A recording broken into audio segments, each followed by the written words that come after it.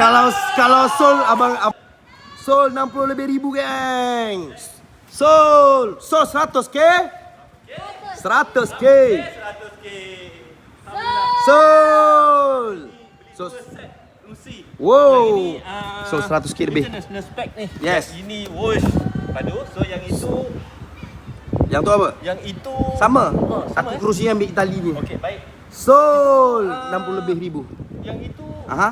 Muslim kan? Dia ala-ala Muslim Kayunya. Tapi pattern minimalis. pattern minimalis. Yes, 100 ribu lebih Sol geng. Alhamdulillah. Sol, datang je gudang Bos Ijan dan Boy Ijat tunjuk korang ada 2 perbezaan, 3 perbezaan kualiti.